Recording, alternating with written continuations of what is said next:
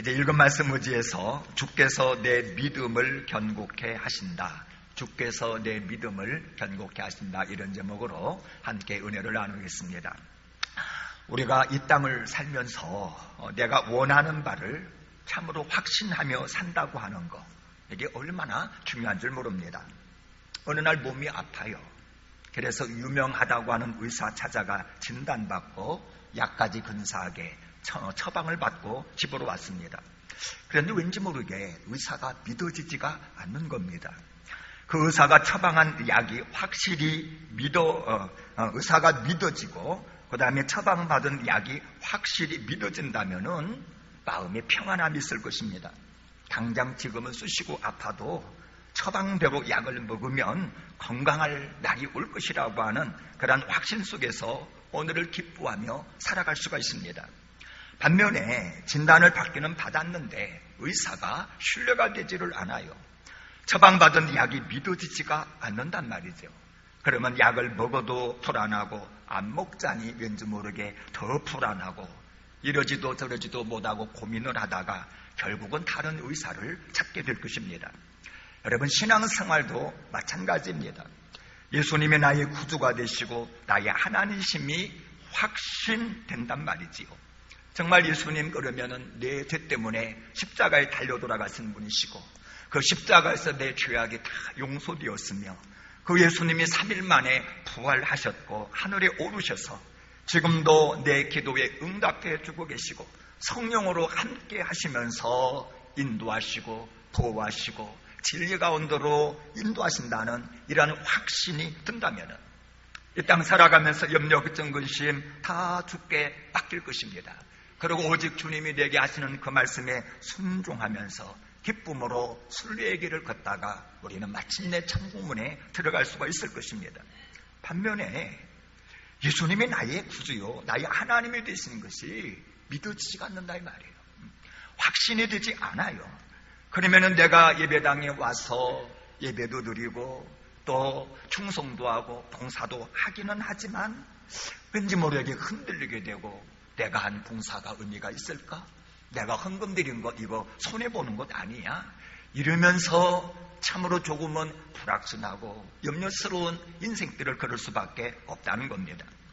사실 우리 주변에 믿자니 확신되지 아니하고 그렇다고 포기하자니 이것이 사실일 것만 또 같고 그래서 이러지도 못하고 저러지도 못하고 그저 그럴 것 같다라는 식으로 신앙생활하고 있는 사람들이 의외로 많이 있다고 하는 겁니다. 자, 그런데 오늘 본문에 나오는 글로버와 다른 한 사람이 바로 확신이 없는 그런 신앙인이었습니다. 지금 예수님은 분명히 부활하셨습니다. 장사 지낸 지 3일 만에 부활하셨고요. 천사가 여인들에게 빈 무덤을 보이면서 예수님은 부활하셨다라고 소식을 알렸습니다. 마가복음 16장에 보면은 마리아에게 부활하신 예수님께서 자기 자신을 친히 보여주시기까지 하셨습니다. 자, 그러나 이 모든 소식을 듣고도 본문에 나오는 예수님의 두 제자는 예수님의 부활을 확신할 수가 없었던 겁니다. 물론 예수님에 대한 지식은 꽤나 알고 있었습니다. 예수야말로 말과 일에 능한 선지자였다 알고 있었습니다. 예수님이 어떻게 죽었는지도 저들은 밝히 알고 있었습니다. 그러나 예수님의 부활만큼은 확신할 수가 없었다는 겁니다. 그래서 예수님에 대한 그들의 지식은 삶을 바꾸지도 못했고요. 참으로 힘과 용기를 주지도 못했고 저들의 인생길을 밝혀주지도 못했습니다. 그저 예수님은 소문 속의 인물로 전락해버린 채 여행길의 이야기거리 정도밖에 되지를 않았다는 겁니다. 그래서 오늘 본문에 보니까 얼굴에 슬픈 기색을 띠고서는 은혜의 자리요, 축복의 자리요, 사명의 자리요, 하나님이 함께 하시는 그 자리인 예루살렘을 떠나서 세상의 자리인 엠마오로 처량하게 걸어가는 나그네 모습으로 나오고 있다고 하는 것입니다. 여러분, 중요한 것은요, 오늘 본문에 보니까 예수님께서는 이처럼 확신하지 못하는 사람, 그래서 슬퍼하는 사람, 방황하는 사람들에게 여전히 믿음의 확신을 주기를 원하신다라고 하는 것입니다. 그래서 은혜의 자리를 떠나서 세상의 자리를 향하여 걷는 자들로 하여금 저들의 발걸음을 돌이키셔서 다시금 예루살렘으로 향하도록 만드시는 분이 오늘 본문의 예수님이더라는 것입니다. 그래서 이 시간 우리가 던지는 질문은 이겁니다. 우리도 신앙생활을 한다고 하지만은 때로는 확신하지 못하여 방황할 수가 있는데, 그러면 우리 주님은 어떻게 연약한 우리의 신앙생활에 확신을 더하여 주시느냐 하는 것입니다. 혹여나 주님을 아직도 확신하지 못하여서 당황하고 있지는 않습니까? 이 시간에 말씀의 은혜를 받으시고 찾아오셔서 우리에게 더 확신 주시기를 원하시는 우리 주님의 은혜를 누리는 귀한 시간 되시기를 주 이름으로 축복합니다. 우리 주님이 나의 연약한 이 신앙에 확신을 더하여 주실 때에 어떤 식으로 도와여 주시는가? 첫 번째로 함께하여 주신다는 거예요. 내가 연약하고 내가 부족하여 나는 방황할지라도 우리 주님은 변함없이 여전히 나와 함께 하시는 것을 여러분 깨달으시기를 바랍니다. 자, 지금 두 제자가 엠마오로 향하여 터덜터덜 걸어가고 있습니다. 예루살렘에서 이루어진 예수 십자가의 사건이며 전애들은 부활에 대해서 이야기를 나누면서 어깨 무겁게 지금 터벅터벅 수심 가득한 얼굴로 10km 남짓길 엠마오길을 지금 걸어가고 있었습니다. 자, 그런데 바로 이때 이들이 예루살렘을 떠나서 엠마오로 가고 있을 이때에 예수님께서 어떻게 하셨습니까? 우리 15절을 같이 한번 읽습니다. 15절 시작. 그들이 서로 이야기하며 문의할 때에 예수께서 가까이 이르러 그들과 동행하셨다. 예수님께서 가까이 이르렀다. 찾아오시는 겁니다. 그리고 동행해 주셨습니다. 여러분 생각해 보면은 이것이 얼마나 감사합니까? 한 걸음 더 나아가 식구들을 보니까 무슨 일이냐 하고 두 제자의 고민거리 속에 뛰어드셔서 그 고민을 물어주시기까지 하셨습니다. 그리고 저들이 하는 이야기 하나하나를 다 들어주셨어요. 끝까지 들어주셨습니다. 무슨 말이냐면은 믿음이 한없이 약해진 저들과 예수님은 여전히 함께해 주셨다고 하는 것입니다. 여러분 그렇습니다. 우리가 믿음이 연약하여 낙심할 때도 있고 절망할 때도 있습니다. 그러나 그때에도 예수님은 절대 우리를 떠나가지 아니하시는 분이십니다. 믿음의 자리, 사명의 자리를 떠나서 세상 길로 간다 할지라도 예수님은 결코 우리를 외면하시거나 박대하지 않으십니다.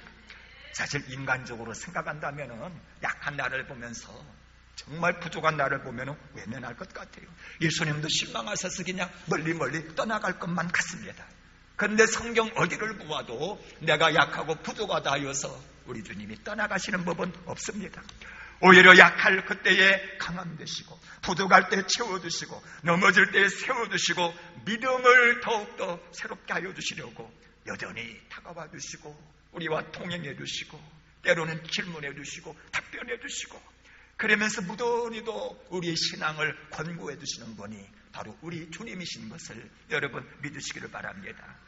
단지 내 눈이 가리워진 거예요. 그 주님이 안 보일 뿐입니다. 내 마음이 완악해져 가지고 참으로 우리 주님을 깨닫지를 못하는 거예요. 여러분 16절 보세요. 예수님이 지금 동행하시면서 그렇게 권고하고 계시는데 어떻습니까? 16절 시작. 그들의 눈이 가리워져서 그인 줄 알아보지 못하였다. 눈이 가리워져서 안타깝게도 보지 못할 뿐입니다. 여러분 지금 믿음이 연약하여 낙심되고 절망되어지고 그래서 신앙생활의 여정이 힘드십니까? 예수님의 모습을 전혀 볼 수 없어서 답답하고 놀리지는 않습니까? 그럼에도 불구하고 분명한 것 한 가지 있습니다. 예수님은 우리의 믿음을 새롭게 하시려고 나와 함께 하시고 동행해 주고 계시고 그리고 나와 지금도 이야기를 나누고 계시다고 하는 이 사실 믿음으로 인정하시기를 주 이름으로 축복합니다. 자, 주님의 연약한 신앙생활에 확신을 더하여 주시기를 원할 때에 어떻게 하시느냐? 오늘 본문 두 번째로 말씀을 풀어주신다는 거예요. 무엇을 풀어준다고요? 말씀. 기록된 하나님의 말씀을 풀어주심으로 나의 믿음을 북돋아 주신다는 것입니다. 여러분 우리가 신앙생활하다가 원치 않은 환난 고난 다가올 때 막 의심구름 막 쌓일 때에 그때 진짜 우리가 확실한 믿음을 구할 때가 있잖아요.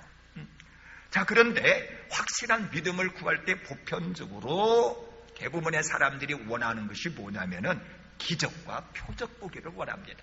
하나님의 불치의 병에 확 낚아주면 내가 믿겠습니다. 아니, 이 사업장이 지금 부도 위기에 빠져가지고 지금 앞이 깜깜한데 주님, 내 사업장을 좀 주님의 방법대로 확 살려주면 난 주님이 살아계신 거 믿겠습니다. 아니면 환상이라도 한번 제대로 보여주신지, 아니면 꿈이라도 좀 근사한 꿈 한번 꾸게 하시면 내가 우리 하나님 믿겠습니다. 우리가 이렇게 얘기할 때가 참 많아요. 근데 예수님의 비유 속에 나오는, 누가복음의 비유 속에 나오는 부자도 그랬습니다. 아니, 부자도 살다가 죽어보니까 세상에 진짜로 천국과 지옥이 있는 거예요. 나사로는 천국 아브라함 품에서 너무나 행복하게 지났는데 자기는 지옥 그 불구덩이 속에서 지나는지 얼마나 고통스럽고 얼마나 힘든지 말로 표현할 수가 없는 거예요. 이때에 아버지 아브라함에게 요청을 합니다. 아버지 아브라함이요, 나사로를 다시 저 세상으로 좀 내려보내세요. 그래가지고 내 형제 5이 있는데 천국과 지옥이 사실이라고 좀 증언을 좀 해주세요.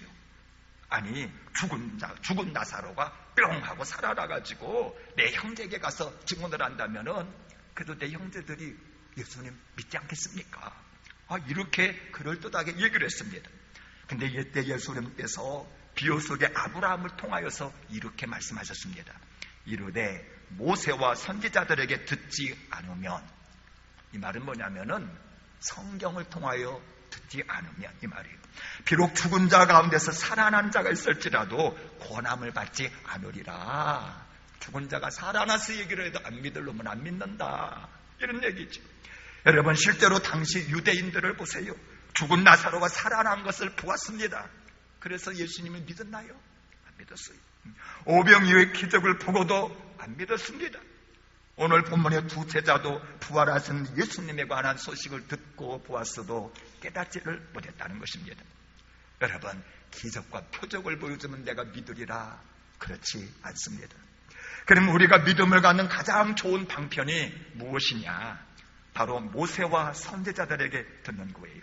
성경을 통해서 깨달을 때에 그 믿음이 확실하며 그 믿음이 반석 위에 서게 된다는 것입니다.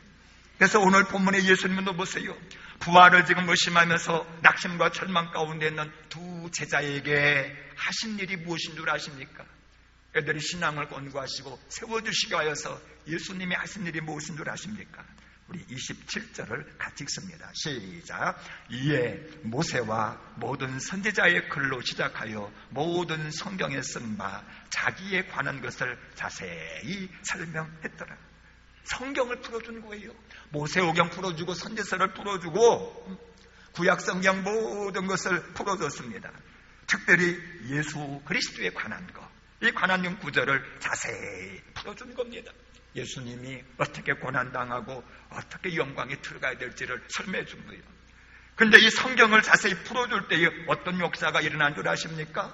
32절에 보니까 같이 한번 읽읍시다. 시작. 그들이 서로 말하되 길에서 우리에게 말씀하시고 우리에게 성경을 풀어주실 때에 우리 속에서 마음이 뜨겁지 아니하더냐. 성경이 풀어줄 때, 이해가 될 때 마음이 막 뜨거워지더라, 이 말이에요. 여기 뜨겁다라고 하는 것은 현재 분사형 수동태입니다. 마음이 계속해서 막 죽지 아니하고 막 뜨거워지더라, 이 말이에요. 마음속에서 감동이 일어나기를 시작하더라, 이 말입니다. 여러분, 그렇습니다. 우리 주님께서 우리의 신앙을 권고하실 때는 말씀을 풀어주심으로 말미암아 여러분들의 마음에 감동을 주시는 줄로 믿으시기를 바랍니다. 여러분, 감리교 창시자 요한 웨슬레도 마찬가지였습니다. 그가 목사 안수를 받고 그가 참으로 선교 사역을 하는 사람이었음에도 불구하고 구원에 확신이 없었던 사람입니다. 그런데 1733년 5월 24일 날 길을 걷다가 올더스케이트라고 하는 거리에 있는 한 교회를 발견합니다. 때마침 예배 시간이 되어 그 교회에 들어가서 살며시 뒤편 의자에 앉게 되었습니다. 그런데 앞에 있는 목사님이 로마서 서문을 읽고 있더라, 이 말이죠. 근데 이 목사님이 로마서 서문을 쭉 읽는 그 말씀을 듣는 순간 마음이 뜨거워지는 것을 경험한 거예요. 심령의 주님이 찾아오셔서 북돋우는 것을 경험한 것입니다. 이 경험이 웨슬리의 믿음을 견고하게 세웠고 그래서 열정의 사람이 된 줄로 믿으시기를 바랍니다. 망나니 어거스틴도 마찬가지입니다. 말씀을 읽다가 그가 주님을 만나 성자가 되었고, 루터도 마찬가지입니다. 말씀을 읽다가 주님을 만나 그는 종교개혁자가 된 줄을 깨달으시기를 바랍니다. 따라서 여러분, 견고한 믿음을 원하십니까? 기적과 표적을 구하기 이전에 말씀을 펼치시고 죽게 기도하면서 깨우쳐 주십시오. 깨닫게 하여 주십시오. 그 기도하는 마음으로 읽고 묵상하시기를 바랍니다.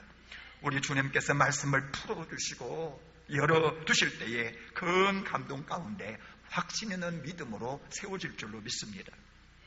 우리 주님의 연약한 신앙에 확신을 더하실 때에 어떻게 더하시는가? 세 번째로 성찬을 통해서 역사하신다는 거예요.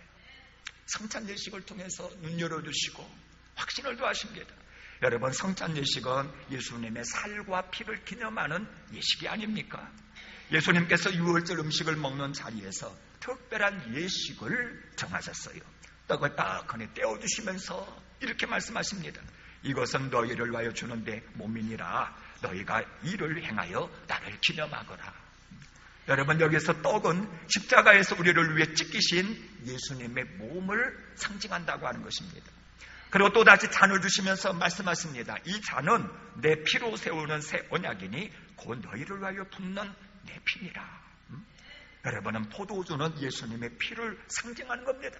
그 피는 내 죄를 사하는 피입니다. 새 언약을 세워서 우리를 사랑하는 당신의 아들, 딸, 사랑하는 백성으로 세워주시는 언약의 피라는 것입니다. 그래서 성찬을 행하면서 우리가 주님의 살과 피를 기념한다는 것입니다. 그리고 주님의 그 살과 피를 우리가 기념하면서 참으로 묵상하면서 깊이 우리가 골고다로 나아갈 때에 죄 사함의 역사가 일어나고 생명이 살아나고 믿음이 견고해지는 역사가 일어나는 줄로 믿으시기를 바랍니다. 오늘 본문의 예수님도 보세요. 참으로 의심 많은 이 두 제자들에게 말씀을 풀어주시면서 오늘 친히 하신 일이 무엇인 줄 아십니까? 30절을 같이 읽습니다. 30절 시작. 그들과 함께 음식 잡수실 때에 떡을 가지사 축사하시고 떼어 그들에게 주셨다. 떡을 가지셨다, 축사하셨다, 떼어셨다, 그 다음에 분배해 주셨다. 이거 전부 다 성찬 예식을 할 때 쓰는 용어들이거든요. 자, 그러니까 오늘 저녁 예수님이 제자들과 밥을 먹은 것은 단순히 그냥 저녁 식사한 것이 아니에요. 식사를 어느 정도 한 다음에 저들에게 성찬식을 거행해 준 것입니다. 그리고 이처럼 성찬식을 거행할 때에 놀라운 일이 일어나게 되는 것입니다. 31절에 보니까 그들의 눈이 어떻게 되었어요? 밝아져서 바로 그인 줄 알아보았다. 예수님이 바로 앞에 있는 그분이 예수님인 줄을 알아보았다. 여러분, 여기 밝아져라고 하는 단어는 디에노이 크테산, 열리다 이런 뜻입니다. 열리다. 그러니까 성찬에 참여하는 동안에 저들의 눈이 열린 거예요. 영안이 열려지게 된 것입니다. 그래서 부활의 주님을 저들은 마침내 보게 된 것입니다. 여러분, 그렇습니다. 우리 성찬은 예수님의 살과 피를 기념하는 예식이요. 우리가 예수님의 살과 피를 마음을 다하고 뜻을 다하고 정성을 다하여 성령님에 의지하여 기념하는 동안에 죄 씻음의 역사가 일어나는 것입니다. 영안이 열려지게 되는 것입니다. 내 속에 잠자던 새 생명의 역사가 다시 불을 듯 일어나 믿음이 견고해지는 줄로 믿으시기를 바랍니다. 이제 오늘은 우리의 믿음이 약해질 때에 우리의 약한 믿음을 확신 있게 하시려고 주님이 어떻게 하시는지를 우리가 잠시 살폈습니다. 함께 하시면서 묻기도 하시고 해석하기도 하시면서 동행하시면서 계속해서 우리의 약한 믿음을 북돋아 주시는 줄로 믿으시기 바랍니다. 말씀을 풀어주신다고 그랬어요. 말씀을 풀어주셔요. 그래서 감동이 일어나고 뜨거움이 일어나도록 우리 주님이 역사하십니다. 말씀으로 달려가시기를 바랍니다. 그리고 성찬 속에서 역사하시면서 다시금 죄 용서해 주시고 생명을 북돋아 주신다 이 말이죠. 그래서 이 시간에도 우리가 성찬 예식에 다 같이 참여하기를 원합니다. 예수님의 살과 피를 묵상하는 가운데에 주님께서 친히 우리의 믿음을 견고케 하시는 은혜를 누리는 복된 시간이 되시기를 주 이름으로 축복합니다.